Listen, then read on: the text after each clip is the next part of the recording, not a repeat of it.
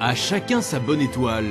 Chez les Lurton, il y a le poids de l'histoire, 700 ans avec le château du Prince Noir. À Camarsac, Thierry Lurton a été rattrapé par ce passé.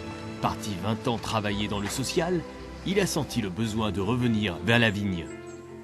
J'ai été éducateur de rue, je me suis occupé d'enfants abandonnés au Brésil. Ensuite, je suis revenu en France, j'ai été directeur d'une œuvre sociale. J'ai accueilli des jeunes avec mon épouse qui avait été au SAMU social chez moi. En fait, j'étais vraiment dans le social, auprès des jeunes. C'est drôle, il y a une certaine continuité dans le sens où aujourd'hui, ce que je recherche auprès de ma vigne, c'est la diversité, c'est le fait d'essayer de faire le meilleur avec chacun, mais de se dire que pour que ça marche, il faut avoir de l'exigence et je travaille comme ça aujourd'hui, un peu avec mes pieds de vigne, comme je faisais avec mes jeunes. Diversité dans ses vins, dans ses projets de no-tourisme aussi. Thierry Lurton a une autre idée, restaurer la partie de Camarsac qui avait brûlé il y a près de 50 ans. Quand on prend la vie pleinement, je crois, oui, on n'a pas peur de bâtir, on n'a pas peur de prendre des risques. Peut-être on n'a pas peur de se planter non plus. Son cousin Marc, fils de Dominique, la 4e branche des Lurton, se souvient que ses oncles trépignaient d'impatience pour reprendre les propriétés familiales. Ils avaient tous ancré en eux l'esprit d'entreprise. Alors ça sent le brûlé, ça sent le café grillé. Mon père, le plus jeune, qui s'appelait Drolus, il attendait indéfiniment et pendant ce temps-là, ils étaient obligés de travailler les terres de leur père et ils étaient impatients. Je le comprends parfaitement, ils étaient impatients de toucher leur héritage et puis de construire après leur situation. Marc Lurton est à la tête de Château Régnier à Grésillac, l'une des 3 propriétés emblématiques acquises en 1901 par l'aïeul Léonce Récapé. Marc est œnologue et consultant à l'étranger. Il produit de petits et grands vins en AOC Bordeaux, Bordeaux supérieur et en entre-deux-mers. Il exploite au total 40 hectares de vignes. Pauline, je vais voir ton père quand il était petit. Oui, je suis très fier de moi. Regarde comme il était bien joufflu. Avec lui sur la photo, son frère Pierre Lurton, un incontournable de la place de Bordeaux. Il a fait durant 10 ans ses premières armes à Clos-Fourté à Saint-Émilion. Il s'est fait engager assez jeune comme gérant de Cheval Blanc et a réussi à convaincre Bernard Arnault, le repreneur, qu'il était indispensable. Il gère depuis 2 propriétés de la première fortune de France. Arrivé d'Albert Frère et de Bernard Arnault, qui me convoquent et qui me disent « Écoutez, Lurton, ça a l'air d'aller, ça se passe pas trop mal. Nous connaissons les affaires, nous connaissons pas trop ce métier. Ça a l'air, vous avez l'air d'avoir bonne réputation, donc est-ce que vous pouvez rester avec nous ?»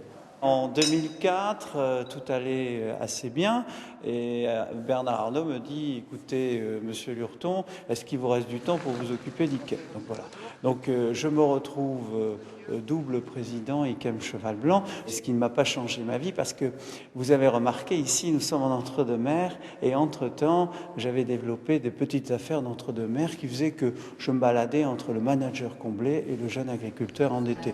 Pierre Lurton, c'est aussi ce petit propriétaire de Château Marjosse en AOC Bordeaux. Il avait déjà acquis les vignes, mais son vœu le plus cher était d'avoir la totalité de cette chartreuse du XVIIe siècle. Après 15 ans d'attente, c'est fait, il vient de signer chez le notaire. Regardez, c'est formidable de rentrer chez soi. Bienvenue à Marjosse. Et voilà, une belle affaire terminée et une nouvelle vie qui commence.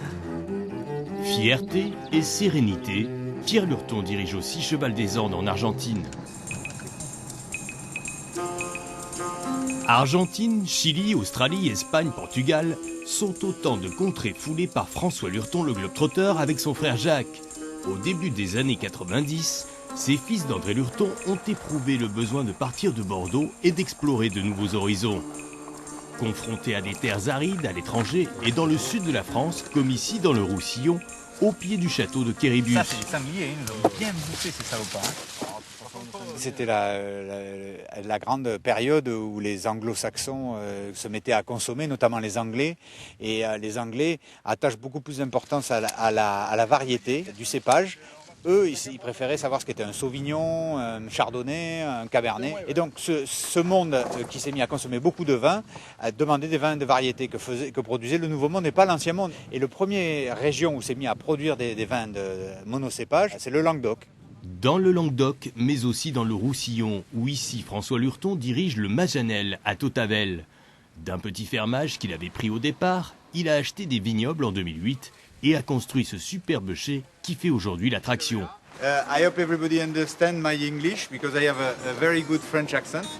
Et Ce matin-là, il promène dans ses vignes de Grenache une cinquantaine de gros clients, distributeurs et journalistes. Un petit tour en tracteur pour les hisser jusqu'en haut de ses vignes escarpées. Accompagné par un géologue, il leur explique comment s'est formée cette faille géologique. Celle-ci lui donne une variété de sols calcaires et de schiste assez unique. De retour au chai, ils comprennent alors mieux ces vins qu'il leur fait déguster. j'aime mélanger mes savoir-faire de différentes régions. Donc ici, je m'amuse à faire du foulage au pied comme je faisais au Portugal.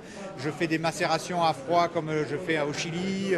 Je mélange un peu les divers types de vinification pour faire des vins qui sont un peu différents, mais qui expriment toujours ce terroir particulier. François Lurton emploie aujourd'hui une centaine de salariés dans le monde. Sa plus grosse réussite, ce sont ses vins blancs produits en Languedoc-Roussillon et dans le Gers qu'il vinifie lui-même. À Vers, près de Bordeaux, il embouteille 5 millions de flacons à l'année. En volume, je fais à moi tout seul plus que tout le reste de la famille réunie. Mais ce n'est pas non plus les mêmes prix, il faudrait regarder un chiffre d'affaires. Un chiffre d'affaires, je fais à peu près la même chose que mon père tout seul.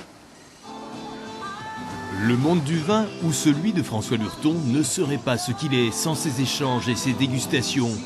Chaque année, il offre à ses importateurs et journalistes d'une dizaine de nations, russes, hollandais, canadiens et belges, une soirée clôturant ses visites de propriété. Ce n'est pas seulement que du marché, je te vends, tu m'achètes, aussi on vit ensemble, on boit les vins, on en profite. Il y a beaucoup de relations amicales dans le vin.